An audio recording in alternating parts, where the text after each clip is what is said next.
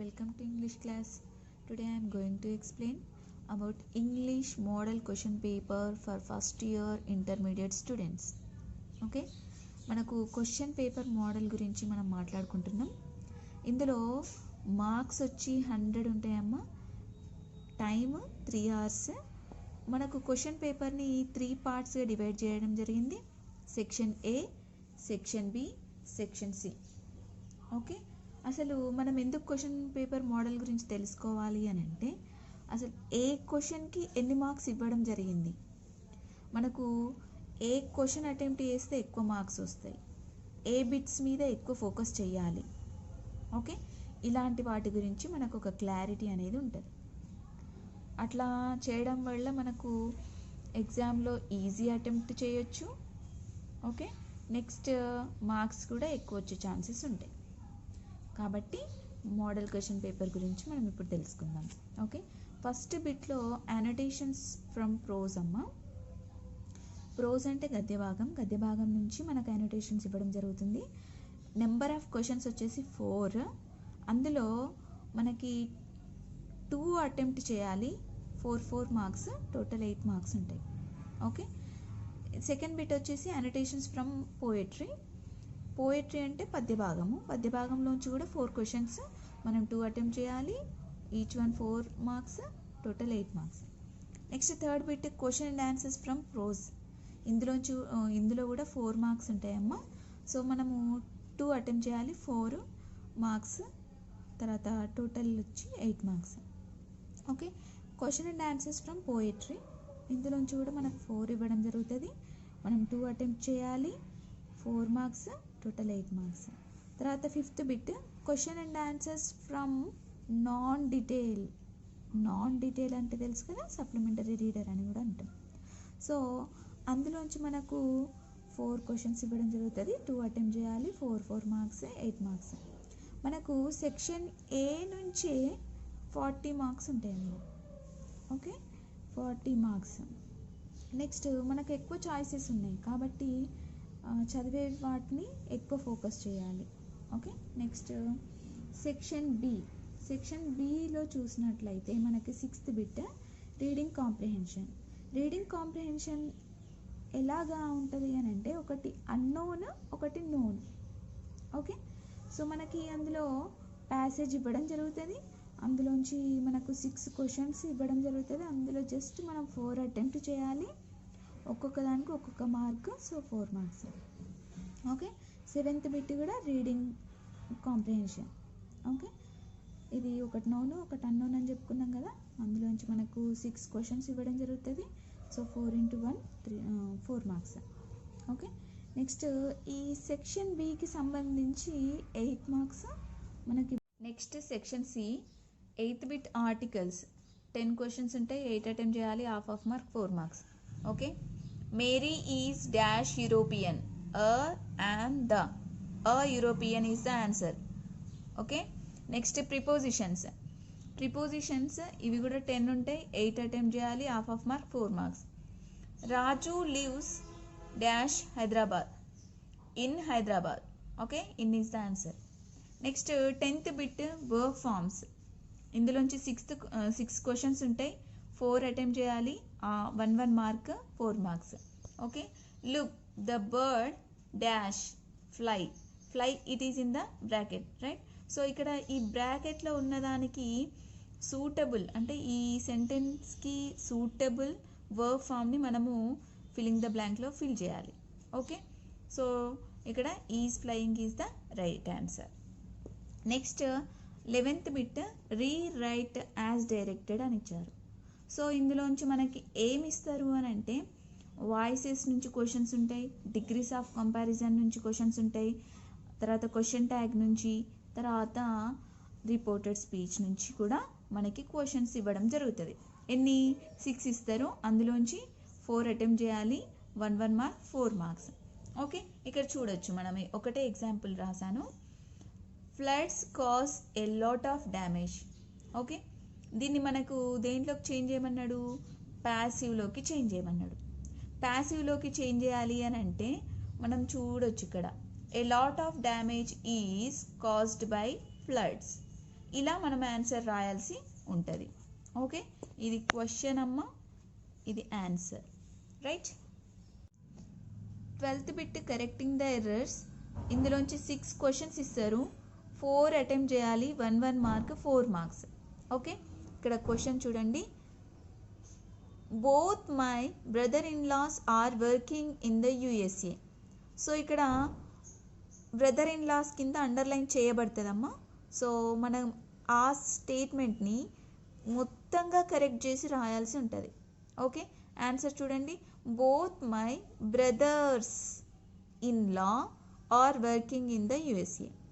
Okay, ఇక్కడ brothers అని వచ్చింది, ఇక్కడ ఇన్ లాస్ అని వచ్చింది. సో ఇది రాంగ్, ఇది right. Okay, next 13th bit missing letters. ఇందులోంచి 10 క్వశ్చన్స్ ఇస్తారు, 8 అటెంప్ట్ చేయాలి, హాఫ్ మార్క్, 4 మార్క్స్. ఓకే, ఇక్కడ చూడండి, SY dash dash ABLES. So answer ఏంటమ్మా? LL syllables. Okay, next 14th bit silent letters. 14th bit silent letters. ఇందులోంచి కూడా 10 ఇవ్వడం జరిగింది. సో 8 అటెంప్ట్ చేయాలి, హాఫ్ మార్క్, 4 మార్క్స్. ఓకే, ఇక్కడ మీరు చూడొచ్చు, బామ్ అని ఇచ్చాడు. సో మనము బాల్ అని పలకం, ఏమని పలుకుతాం? బామ్ అని పలుకుతాం. కాబట్టి ఎల్ సైలెంట్ అని రాస్తాం. నెక్స్ట్ ఇక్కడ పార్ట్స్ ఆఫ్ స్పీచ్ అమ్మ, 15th bit. Okay, parts of speech 10 questions ఇస్తారు, 8 అటెంప్ట్ చేయాలి, హాఫ్ మార్క్, 4 మార్క్స్. సో ఇక్కడ he drinks water. So drinks కింద అండర్లైన్ చేసి ఇవ్వడం జరిగింది. సో ఇది ఏ పార్ట్స్ స్పీచ్? వర్బ్. కాబట్టి డ్రింక్స్ అనేది వర్బ్ అనిగా మెన్షన్ చేసి రాయాల్సి ఉంటుంది. Next match the following meanings. Okay, ఇక్కడ 16th bit match the following ఉంది కదమ్మా. చూడండి, కాలం ఏ, కాలం బి, ఈ రెండు ఉంటాయి మనకి, కాలం ఏ, కాలం బి. మనము ఇక్కడ వీటికి కరెక్ట్ మీనింగ్, ఏ కాలంలో ఉన్న వాటికి కరెక్ట్ మీనింగ్ ఇందులో ఉంటుంది. సో బి కాలంలో నుంచి చూజ్ చేసుకొని ఇక్కడ మనము ఆన్సర్స్ రాయాల్సి ఉంటుంది. ఓకే, నెక్స్ట్ వచ్చి non verbal data and paragraph writing. Okay, మనకు non verbal data, paragraph writing ఏ విధంగా ఇస్తాడంటే చూడండి, 17th bit. Look at the following pie chart that shows daily routine of an Indian mother. Present the information in a paragraph. So మనము ఈ యొక్క పై చార్ట్ని చూసి paragraph రాయాల్సి ఉంటుంది. ఓకే, దీనికి మనకు ఒకటే రాయాలి, 2 ఇవ్వడం జరుగుతుంది. ఇక్కడ చూడండి, 2 ఇచ్చారు, ఇందులోంచి ఏదో ఒకటే రాయాల్సి ఉంటుంది, 4 మార్క్స్ అమ్మ. ఇది చాలా చాలా ఇంపార్టెంట్. ఓకే, ఇక్కడ ఫస్ట్ మనకు పై చార్ట్ ఇచ్చి పారాగ్రాఫ్గా కన్వర్ట్ చేయమన్నారు. నెక్స్ట్ వచ్చి మనకు పారాగ్రాఫ్ ఇచ్చి దీన్ని పై చార్ట్ కానీ, ట్రీ డయాగ్రామ్ కానీ, తర్వాత అవేంటి ఫ్లో చార్ట్ కానీ, ఇవన్నీ మనకు ఏది సూటబుల్ అయితే అందులోకి కన్వర్ట్ చేయాల్సి ఉంటుంది. ఓకే, ఇది మనకి 17th bit. Okay, next 18th bit అమ్మ. 18th bit phonetic transcription. Okay, phonetic ట్రాన్స్క్రిప్షన్ని మనకు 6 క్వశ్చన్స్ ఉంటాయి, అందులో 4 అటెంప్ట్ చేయాలి, 1 మార్క్, 4 మార్క్స్. ఓకే, ఇక్కడ చూసినట్లయితే మనకి ఈ విధంగా క్వశ్చన్స్ ఇవ్వడం జరుగుతుంది.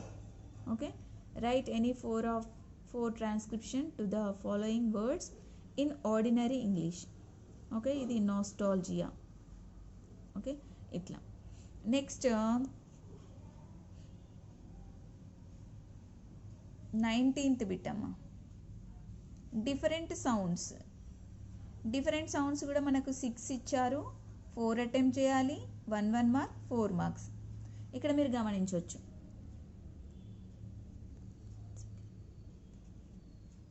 Okay, circle any 4 of the words that sound different with regard to the sounds of the bold letters. ఇక్కడ మీరు గమనించవచ్చు. Okay, change, chariot, character.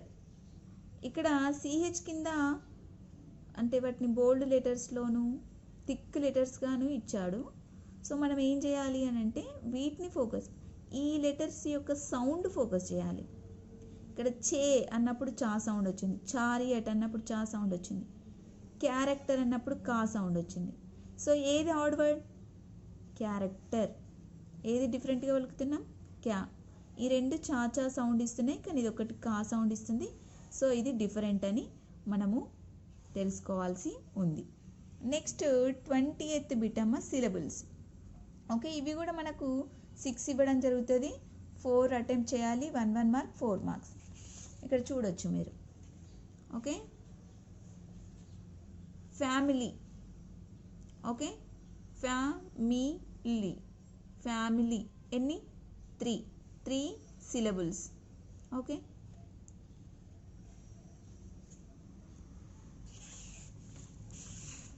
ఫైనల్గా మనము చూడొచ్చు.